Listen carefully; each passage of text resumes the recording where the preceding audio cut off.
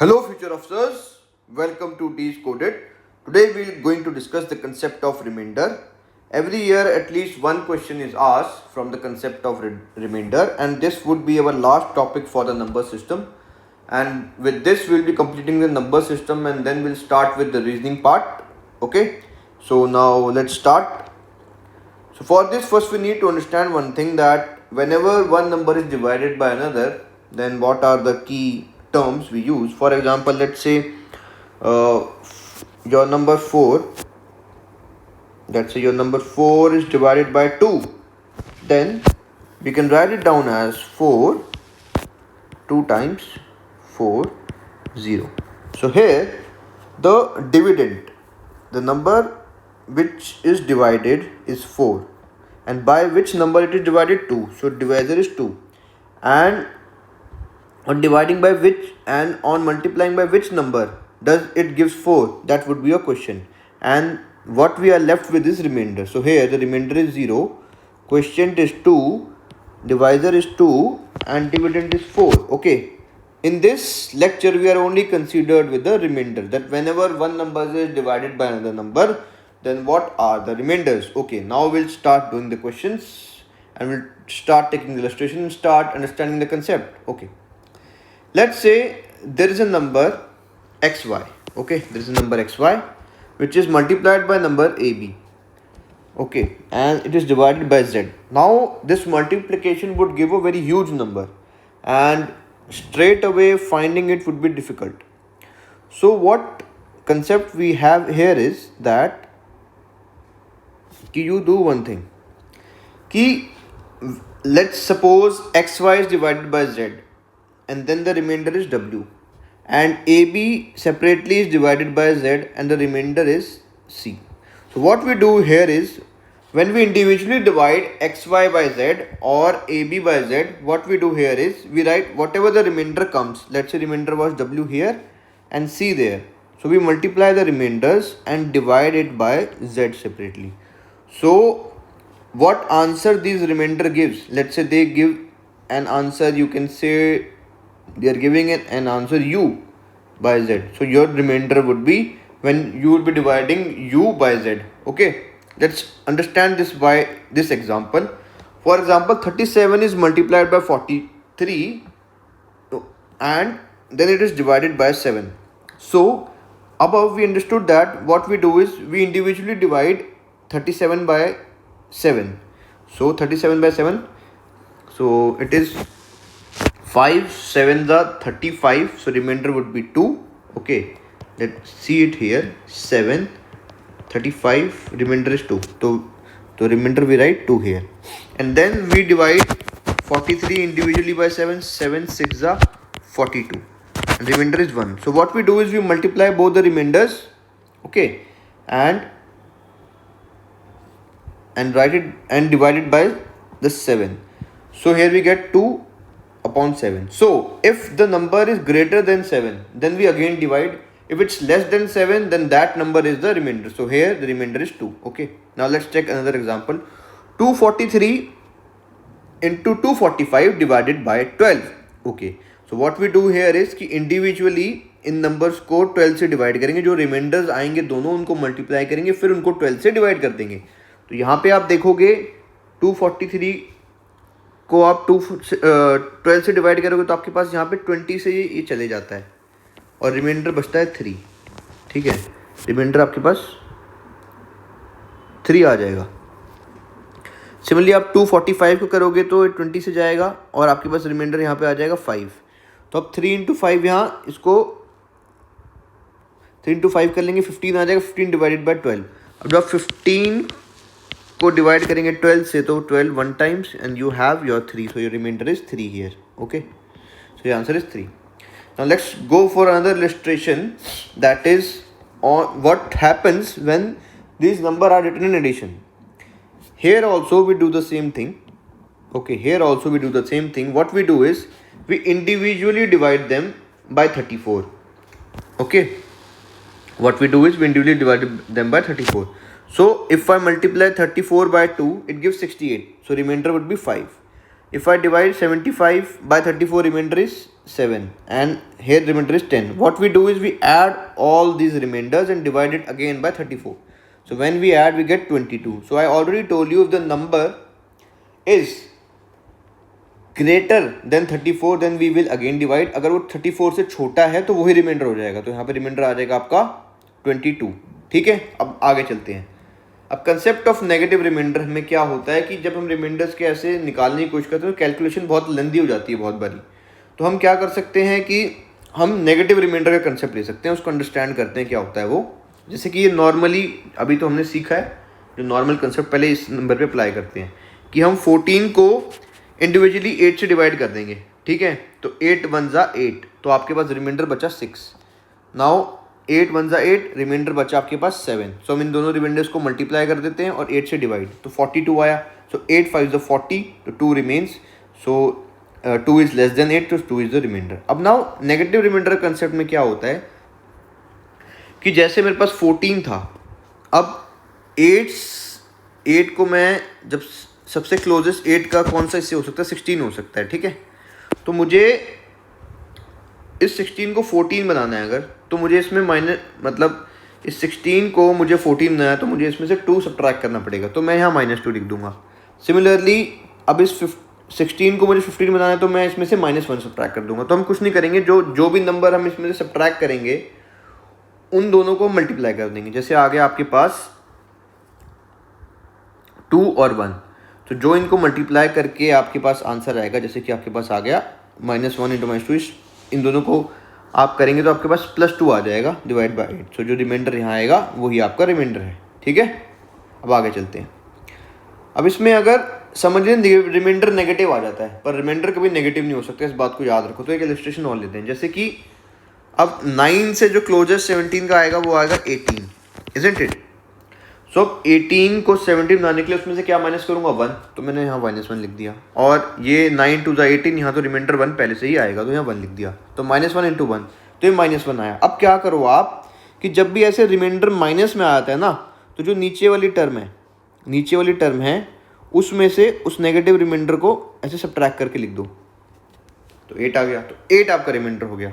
ठीक है, आप कुछ मत करो, जब आपका रिमाइंडर नेगेटिव आ गया है तो जिस नंबर से आप डिवाइड कर रहे हो उस नंबर में से उस नेगेटिव रिमाइंडर को सब्ट्रैक्ट कर दो. आपका जो भी आंसर आएगा आपको रिमाइंडर, जैसे कि आपके पास यहाँ पे -1 आया तो आपने 9 में से इसको सब्ट्रैक्ट किया तो आपके पास 8 आ गया. ठीक है, अब इसको जो पहले स्टेशन में एग्जाम्पल और जो कंसेप्ट सीखा उससे फिर से करके देखते हैं. जैसे कि 9 1 आप करेंगे तो आपके पास 9, तो उसमें से आपका रिमाइंडर 8 बचा और यहाँ पे 1 बचेगा. तो 1 × 8 इज 8. सो ये 9 से छोटा है तो और करने की जरूरत नहीं, तो रिमाइंडर 8 आ गया. यहाँ भी 8 आ रहा है, यहाँ भी 8, तो इसका मतलब ये सेटिस्फाई हो गई ये कंडीशन. ठीक है, अब आगे चलते हैं. अब रिमाइंडर व्हेन जब पावर के कंसेप्ट आ जाते हैं तो रिमाइंडर कैसे आता है. ठीक है, अब ये देखते हैं. जैसे कि एक इलस्ट्रेशन है कि b × y + 1 एक नंबर ऑफ द फॉर्म है b × y + 1 divided bye b, और b × y + 1 की पावर n है. तो by + 1 डिवाइड बाय b और b + y की पावर 1 है, तो इसका रिमाइंडर हमेशा क्या आएगा, 1 आएगा. ठीक है, ऐसा क्यों हुआ. अब देखो ऐसा हुआ क्यों. पहली बात आप देखिए, मैं इसको ऐसे लिख सकता हूँ. ठीक है, लिख सकता हूँ सिंप्लीफाई करके. तो क्योंकि अब ये जो by n है इसको मैं b से डिवाइड कर रहा हूँ, तो इसमें एक b का फैक्टर पहले से मौजूद है, तो यहाँ रिमाइंडर तो 0 आ जाएगा. ठीक है ना, क्योंकि यहाँ पे b पहले से अवेलेबल है, तो एक फैक्टर पहले से अवेलेबल है, तो b से b कट के तो रिमाइंडर आ गया 0. पर यहाँ पे मुझे नहीं पता है, पर यहाँ रिमाइंडर ऑलरेडी 1 आ रहा है मेरा. अब 1 से छोटा तो और हो नहीं सकता. ये ऐसी फॉर्म बन गई आपकी, जैसे आप समझ लो यहाँ 2/8, तो ये 1/n⁴ तो यहाँ 1 है तो 1 ही रिमाइंडर आएगा, तो रिमाइंडर 1 आ गया, इसलिए आता है. अब इसका इलस्ट्रेशन देखते हैं. जैसे आपके पास था ये 3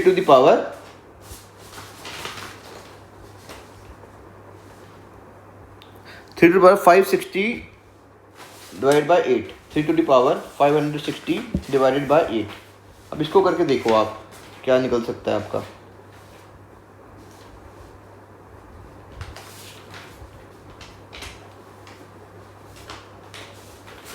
इसको सिंप्लीफाई करके उसी फॉर्म में ला सकते हैं हम. ठीक है, देखें अब ज़रा हमें क्या करना है, इसको इस वाली फॉर्म में लाना है। तो अब देखो इसको आप कैसे कर सकते हो। अब यहाँ 8 है, ठीक है, तो अब अगर मैं क्या करूँ, इसको मैं 9 बना लूँ किसी तरह, तो मुझे 9 बनाना है तो मैं कर सकता हूँ 3 to the power 2, ठीक है, और यहाँ पर आ जाएगा आपका 280, ठीक है। मैं ऐसे लिख सकता हूँ ना, क्योंकि अगर मेरे पास ऐसे लिखा है a to the power b, तो ये हो जाएगा a to the power a into b, मैं लिख सकता हूँ ऐसे। तो मैंने यही किया, यहाँ पे मैंने 560 को लिख दिया 2 into 280, ठीक है, तो बाय 8। तो ये मेरे पास बन गया आपका 9 to the power 280 बाय 8। अब मैं इसको इसकी फॉर्म में कन्वर्ट कर सकता हूँ। इसको मैं लिख सकता हूँ 8 into 1 plus 1 to the power 280 by 8। अब ये वाली फॉर्म बन गई, देखें आप, ये वाली फॉर्म बन गई ना, ये फॉर्म है b y plus 1 by b to the power n। ये पूरे पे नहीं आएगा, सिर्फ ऊपर वाले पे आएगा पावर। देख रहे हो आप कि यही वाली फॉर्म बन गई, b y plus 1 to the power n। ये आपका हो गया b, ये b आपका, ये आपका b, ये आपका y, तो इसमें रिमाइंडर क्या आता है आपका 1, तो सीधा रिमाइंडर 1 आ गया आपका, ठीक है। Are you through with this? Now let's move on to another example. 37 to the power 125. So I can write it down as 4 into 9. This is 36 plus 1. Okay. This is 36 plus 1 to the power 125 by 9. I can write it down as 4 into 9 plus 1 to the power 125 by 9.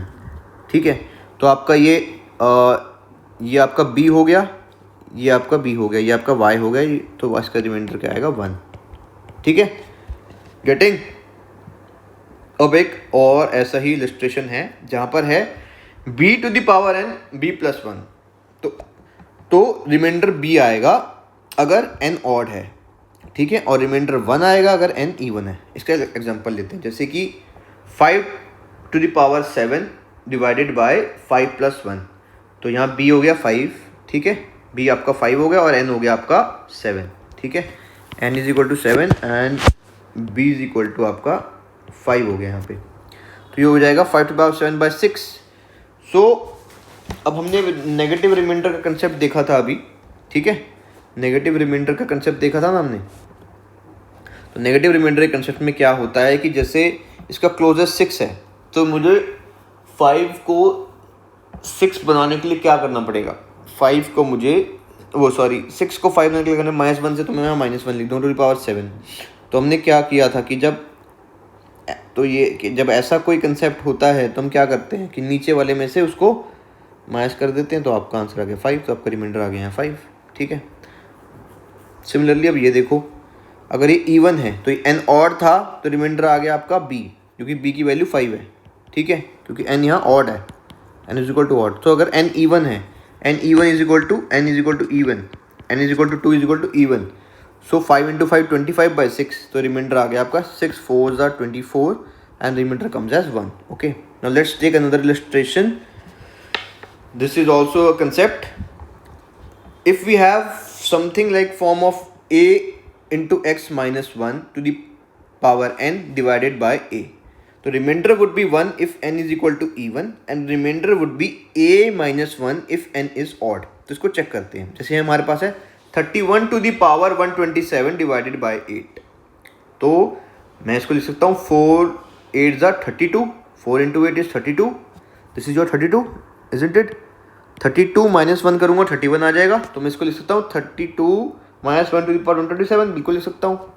अब concept देखो, ये कहता है अगर n odd है तो 127 is an odd number, तो आपका रिमाइंडर क्या आएगा a minus 1, आपका a क्या है 8 है, a की वैल्यू 8 है, तो 8 minus 1 is 7। यहाँ पे मैंने 31 को क्या किया 32 minus 1 लिख दिया, तो 4 into 8 कर सकता हूँ, तो यहाँ पे आपका क्या होगा x बन जाएगा 4, a बन जाएगा 8, isn't it? इसको आप ऐसे भी लिख सकते हो ना, ये इसकी फॉर्म नहीं बन गई a minus x by a, और यहाँ पे टू द पावर n है। इसमें मैंने पढ़ा ही हुआ है कि अगर n ऑड है तो a minus 1 बनेगा, तो a की वैल्यू क्या है मेरी 8 है, a is equal to 8, so a minus 1 is equal to 8 minus 1 is equal to 7, ठीक है। Hope this is clear to you. Now we will move forward, now we will take some illustrations, okay. we take some illustration and try to solve these questions.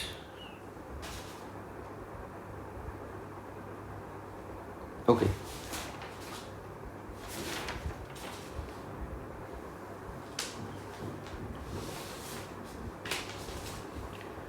So now we have this illustration.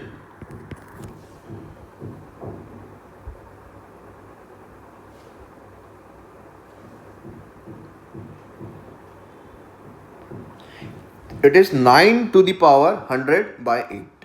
ठीक है, अभी मैंने एक वो पढ़ा है concept, तो मैं इसको उसकी फॉर्म में कन्वर्ट करने की कोशिश करता हूँ. आप इसको लिख सकते हो 9 minus 1 to the power 100 divided by 8. ठीक है, ये आपका हो जाएगा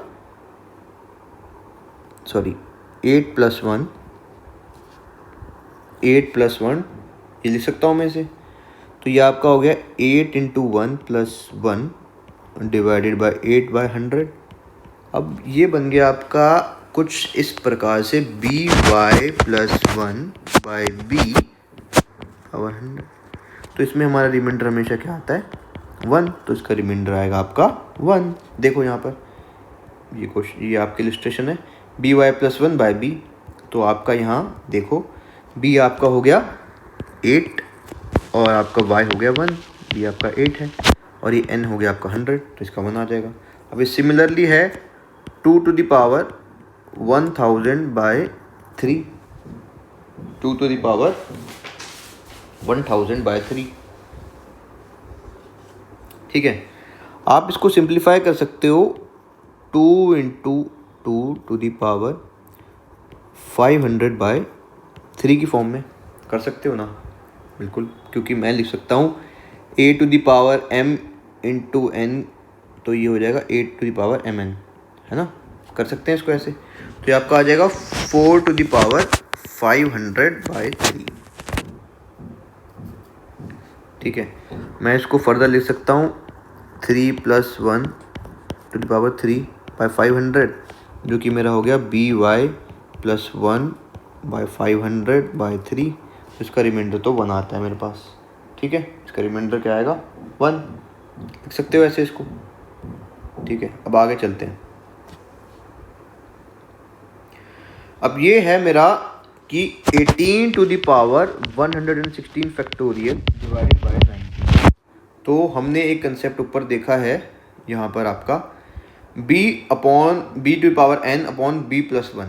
ठीक है, तो इसको आप लिख लो b to the power n upon b plus 1, isn't it. ये आपका है ही b प्लस 1.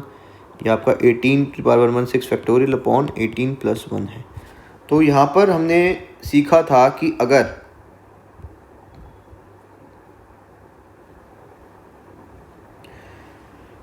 n इवन है तो रिमाइंडर 1 आएगा.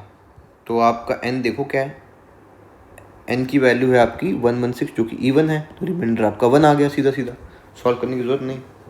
ठीक है, अब नेक्स्ट क्वेश्चन है आपके पास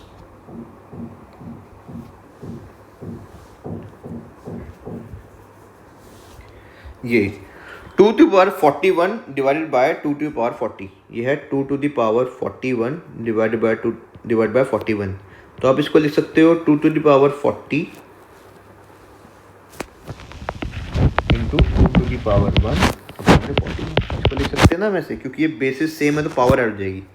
जैसे अगर कोई भी दो बेस सेम होते हैं उनके पास जो भी पावर है वो ऐड हो जाती है. जैसे कि एक इसका मतलब ये है हमारा, अगर मेरे पास a to the power x लिखा है into a to the power मेरे पास y लिखा है, तो मैं इसको लिख सकता हूँ a to the power x plus y. Similarly अगर लिखा है 2 to the power 40 into 2 to the power 1, तो मैं लिख सकता हूँ 2 टू द पावर 40 प्लस 1, जो हो जाएगा 2 टू द पावर 41. अब इसको आप लिख लो 2 टू द पावर 40 अपॉन में 41. ठीक है, इंटू 2 टू द पावर 1. तो आप एक चीज़ देखो यहाँ पे कि अगर कुछ भी ऐसा दिया है x to the power p minus 1 by p, ये है x, ये है p माइनस 1 और p, और अगर p एक प्राइम नंबर है, अगर p एक प्राइम है तो 41 एक प्राइम नंबर है, 41 इज़ अ प्राइम नंबर. इसको मैं लिख सकता हूँ 41 इंटू 1. तो इस केस में रिमाइंडर हमेशा 1 आएगा, तो इसका रिमाइंडर तो 1 आ गया. अब मेरे पास है 2 टू द पावर 1 41. अब इसका रिमाइंडर क्या होता है, अब देखो इसमें नेगेटिव कंसेप्ट का यूज़ कर लेते हैं हम, ठीक है, नेगेटिव कंसेप्ट का, जैसे कि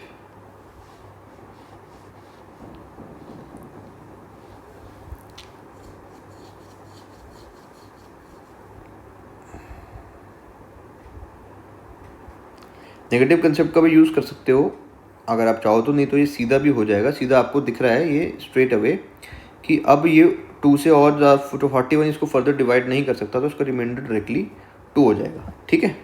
आई hope this illustration is clear to you. इसको दोबारा देख लो आप, इसको मैंने सिंप्लीफाई कर दिया 2 to the power 14 to the power 1 by 41, ठीक है, कर सकता हूँ। अब एक कंसेप्ट होता है, अगर x to the power p minus 1 by p है और p एक प्राइम नंबर है, तो यहाँ पे x हो गया मेरा क्या, x है मेरा 2 और p है 41, तो ये 41 माइनस 1 ही तो है 40, ठीक है, तो p माइनस 1, तो इसका रिमाइंडर हमेशा 1 आता है, ठीक है, और 2 by 41 तो 2 आ जाएगा रिमाइंडर यहाँ सीधा। अब एक और कर लो, अभी हमने देखा था कि अगर मल्टीप्लिकेशन में नंबर दिए हुए हैं तो उसमें हम क्या करेंगे, उसको हम इंडिविजुअली कर लेंगे पहले, ठीक है, इंडिविजुअली रिमाइंडर निकाल लेंगे उन नंबर्स का और फिर मल्टीप्लिकेशन में ले लेंगे, जो भी आंसर आएगा आपका वही होगा, ठीक है। अब 73 को डिवाइड करो इंडिविजुअली 11 से, तो आपके पास रिमाइंडर आएगा, आपके पास ये 6 नियरेस्ट 6 से होगा, तो 11 6 जा 66, तो 73 में से 66 मैच करोगे आपके पास 7 आ जाएगा, फिर 79 हो जाता है सिमिलरली, तो 77 7 into 11 77, reminder would be 2, further this is your 7 into 11 77, reminder would बी 4 by 11। अब इस पूरे को मल्टीप्लाई कर दो आप, 4 8 7 56 by 11, ठीक है, तो 11 5 55, तो रिमाइंडर आ गया आपका 1 यहाँ पर, ठीक है। I hope this is clear to you. Now let's take another example. What is the reminder when 16 to the power, आपका है 16 to the power 5 plus 2 to the power 5 is divided by 33, okay. तो इसमें आपका reminder क्या आता है, देखो आपके पास था 16 to the power 5 plus 2 to the power 15, okay, you have 16 to the power 5 by 2 to the power 15। आप we can simplify it like 16 को लिख सकता हूँ 2 to the power 4, बिल्कुल, और यहाँ 5 आ जाएगा, प्लस 2 to the power 15 तो है ही यहाँ पर पहले से, तो ये आपका हो जाएगा 2 to the power 20 plus 2 to the power 15, ठीक है। मैंने 2 to the power 15 कॉमन निकाल लिया यहाँ पे, और ये आ जाएगा 2 to the power फिर आपका 5 प्लस 1, ठीक है।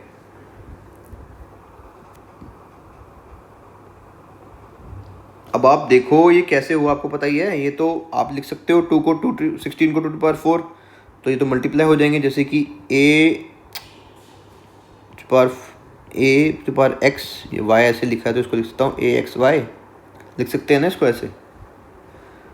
फर्दर अगर बेसिस सेम है तो पावर ऐड हो जाएंगे, इनके बेसिस सेम थे, तो पावर हो जाएगा 2 to the power 5 15 प्लस 5 20 हो जाएगा, और ये कॉमन था ही, तो आप इसको लिख सकते हो 2 to the power 15 upon 16 to the is 16 2 to the power 4, ये 2 to the power 5 हो जाएगा 32 प्लस 1 डिवाइडेड बाय 33 है मेरा, ठीक है कि नहीं। तो ये आ जाएगा 2 to the power 15 33 बाय 33, तो 33 गॉन, तो रिमाइंडर आएगा आपका 0, क्योंकि क्वेश्चन आपका 2 to the power 15 आ गया, रिमाइंडर 0, तो आपका आंसर है ए, ठीक है। बहुत सारे क्वेश्चंस में सिर्फ सिंपली नॉर्मल सिंप्लीफिकेशन से भी आंसर आ सकता है आपका, आपको ज़रूरत भी नहीं पड़ेगी कंसेप्ट को यूज़ करने की, ठीक है। अब नेक्स्ट क्वेश्चन देखते हैं। What is the reminder when 9 to the power 2 9 to the power 3 9 to the power 4 that is divided bye 6, okay. तो हमारे पास दिया है 9 plus 9 square plus 9 cube plus 9 to the power 2n plus 1 divided bye 6 दिया है, तो reminder पूछता है कि क्या आएगा इसके अंदर, ठीक है। आपको इसमें रिमाइंडर इसका बताना है, गेटिंग। सो आप देख सकते हो कि सिर्फ मैं इसको लेता हूँ, ठीक है, इसको अगर मैं लेता हूँ सिर्फ, तो आपके पास रिमाइंडर सिर्फ 3 आता है, ठीक है, इसको अगर ऐसे मैं लूँगा तो 6 1 जा 6, रिमाइंडर 3 आ जाएगा। तो इसमें आप जिससे भी करते जाओगे आगे तक तो रिमाइंडर आपका 3 आएगा, ठीक है। फिर जब ये 3 रिमाइंडर आएगा तो वो ऐड भी होता जाएगा। अगर 3 to the power 2n की फॉर्म में देखो, अगर ये रिमाइंडर 3 आ गया और ये 2n+1 तक चल रहा है आगे तक, तो जो रिमाइंडर अगर 3 आया अगर उसको आप ऐड भी करते जाओगे ऐसे ऐसे ऐसे, तो ये 3 to the power 2n+1 तक जाएगा। तो फिर वो 2n+1 तो फिर से वही 9 की फॉर्म वाला नंबर बनेगा, उसका रिमाइंडर भी 3 आएगा, तो इसका रिमाइंडर सीधा का सीधा 3 आ जाता है आपके पास। तो आपका आंसर है D. Okay, now let's move on to another question. What is the reminder when 976237432109872495 is divided by 16? अब एक हमारे पास एक चीज़ है, अगर हमें ये चेक करना होता है कि कोई भी नंबर 4 से डिविजिबल है, यानी कि 2 × 2 से डिविजिबल, तो हम क्या करते हैं, लास्ट के 2 डिजिट चेक करते हैं। 8 से डिविजिबल है, यानी कि 2 × 2 × 2 से है, तो उसके लास्ट के 3 करते हैं। सिमिलरली 16 जब आता है 2 × 2 × 2 × 2, तो उसके लास्ट के 4 डिजिट चेक करते हैं। अगर वो लास्ट के 4 डिजिट डिविजिबल हैं तो वो नंबर 16 से डिविजिबल होगा। तो ये पूरा नंबर बहुत बड़ा है, तो लास्ट के 4 डिजिट अगर इसके 16 से डिविजिबल हो गए तो नंबर 16 से डिविजिबल होगा। और अगर नहीं डिविजिबल हो रहे हैं तो जो रिमाइंडर आएगा वही रिमाइंडर है। तो आपको कुछ नहीं करना है इसमें, ये थोड़ा सा कॉम्प्लिकेटेड लगेगा, पर अगर आप हर क्वेश्चन क्या है कि डायरेक्टली सॉल्व नहीं होता, कुछ क्वेश्चंस में आपको एप्लीकेशन करनी पड़ती है। तो ये एप्लीकेशन है, ये यूनिट डिजिट डिविजिबिलिटी के रूल्स और आपका उसका एप्लीकेशन है रिमाइंडर का, ठीक है। हमें पता है, हमने रूल्स ऑफ डिविजिबिलिटी वाला जो कंसेप्ट था, अगर आपने वो वीडियो नहीं देखी है तो इसी चैनल पे रूल्स ऑफ डिविजिबिलिटी की वीडियो है जो कल अपलोड हुई थी, उसको आप चेक कर लो। उसमें यही है, उसमें यही सिखाया गया आपको। तो अगर किसी भी नंबर को चेक करना है कि उस 4 से डिवाइजिबल है कि नहीं, तो उसके लास्ट 2 डिजिट्स को चेक करते हैं। आपका 8 के लिए लास्ट 3 और 16 के लिए लास्ट 4। तो अगर 16 से वो नहीं डिवाइड होगा तो कुछ रिमाइंडर देगा, तो अगर जो इसमें रिमाइंडर आएगा वही रिमाइंडर होगा। तो आप कुछ ना करो, 4950 को 16 से आप डिवाइड कर लो, तो जो आपका आंसर आएगा वही रिमाइंडर है आपका इसमें, ठीक है। तो आप डिवाइड करके देख सकते हैं उसे, आप या तो ऐसे डिवाइड कर लो 4950 16, ठीक है, ऐसे कर सकते हो या नॉर्मल कर सकते हो। आपको यहाँ रिमाइंडर आपको 6 मिलेगा, ठीक है, आप डिवाइड करके चेक कर सकते हैं। और if you want me to do it, I will do it also. So it is your 16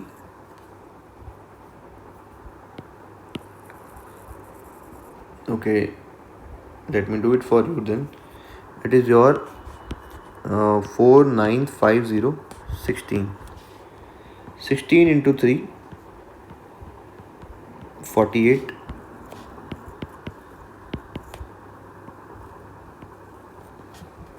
okay ji 0 times, तो फिर आपका ये 15 पूरा रहेगा और आप से 150 आ जाएगा। अब 16 को आप देख लो, 16 8 जा, ये तो 120, 16 9 चेक करिए, ये आपका 144 आया, आप रिमाइंडर 6 आ गया, तो इसका आंसर 6 है आपके पास, ठीक है। Got it.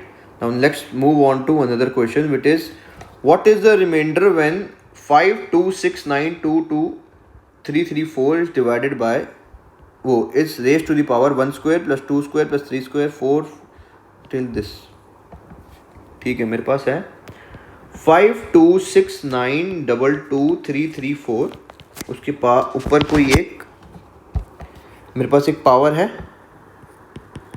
जो जा रही है 33 स्क्वायर तक 1 स्क्वायर से लेके, ठीक है, और डिवाइड हो रहा है 5 से, isn't it?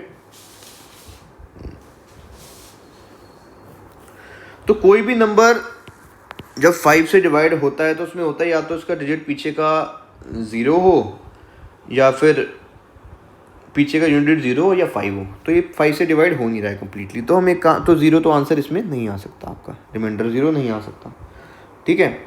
अब आप देखोगे कि जो लास्ट डिजिट है, बिकॉज आप जब इसको पूरा आप कैंसिल आउट करना शुरू करोगे, उसको पावर को भूल जाएं, अभी पावर को आप भूल जाओ, क्योंकि जो भी रिमाइंडर अगर आएगा उसके ऊपर पावर दे देंगे हम, जो हमारा आंसर निकालने के लिए, ठीक है। अगर हमें नहीं आता है तो हम कुछ नहीं करेंगे, अगर हमें इसका भी रिमाइंडर निकाल लेंगे, उसको वो पावर दे देंगे, तो वही आंसर आ जाएगा फिर अपने आप, ठीक है। तो एक चीज़ देखो आप कि अगर आप इसको कैंसिल आउट करना शुरू करते हो स्टार्टिंग से, तो आप देखोगे कि यहाँ पे 4 रिमाइंडर बचता है इसमें, ठीक है। लास्ट 2 डिजिट से भी चेक कर सकते हो, अगर किसी भी नंबर का रिमाइंडर आपको वैसे निकालना है तो लास्ट 2 डिजिट से भी उस सिंगल डिजिट नंबर को आप डिवाइड करके देख सकते हो, जो रिमाइंडर आ रहा है वो इसका रिमाइंडर बनेगा वैसे बेसिकली, ठीक है। तो यहाँ आपका रिमाइंडर बन जाएगा 4 टू दी पावर, जो भी ये पावर है, बाय 5। अब देखो ये पावर एक ऑड पावर है, ठीक है, ये पावर ऑड है, तो ये एक तो फॉर्म बन गया 4 to the power odd by 5 का, ठीक है। ये कोई ऑड पावर है, तो मैं इसको लिख सकता हूँ 4 को 5 - 1 बाय 5, और ये ऑड पावर है, ठीक है,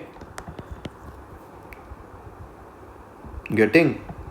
तो आप देख लो ये इसकी फॉर्म वाले जो हमने किए थे कि ax - 1 बाय a, तो अगर n ऑड है तो यहाँ हमारे पास भी n ऑड है, और a की वैल्यू क्या है, a की वैल्यू 5 है। a मेरा क्या है, मेरे पास ये उसकी फॉर्म बन गई ना, ax - 1 by a to the power n। अगर n ऑड है, अगर n is equal to odd है, तो रिमाइंडर होगा n a - 1, तो a है 5, 5 - 1 इज इक्वल टू 4, तो आपका आंसर आ गया 4 यहाँ पर, ठीक है। Getting my point? So it is a very easy question. It looks very complicated, but these questions are very easy if you have a sound application of mind, then you easily can do it. It is not that difficult a question to solve. The next question is find the remainder of 9 to the power 6 plus 1 divided by 8. Okay, 9 to the power 6 plus 1 divided by 8. तो आप इसको लिख लो 9 to the power 6 plus 1 divided by 8. इसको आप further लिख सकते हो 9 to the power 6 by 8 plus 1 to the power 8. ठीक है, तो यहाँ तो आपका रिमाइंडर सीधा ही बना गया है, आपको पता ही है, यहाँ रिमाइंडर सीधा बना गया. अब 9 टू द पावर 6 वाला चेक कर लो. ये कुछ नहीं है, ये वही चीज़ है कि आप इसको लिख लो 8 plus 1 to the power 6 by 8. तो ये क्या बन गया आपका, ये बन गया आपका by plus 1 by b to the power 6. तो इसका रिमाइंडर हमेशा 1 आता है ना.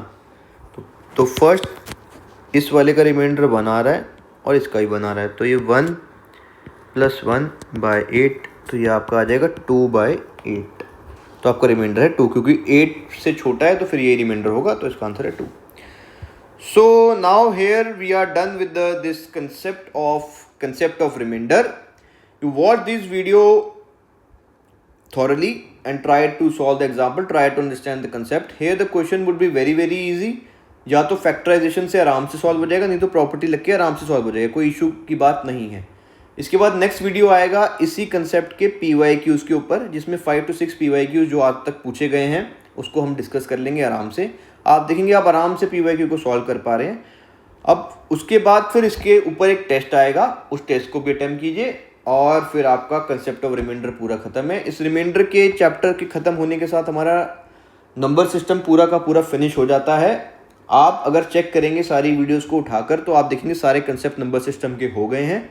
और ऑन एन एवरेज अगर आप कैलकुलेट करेंगे तो you have made sure that you score 14 to 15 questions correct directly.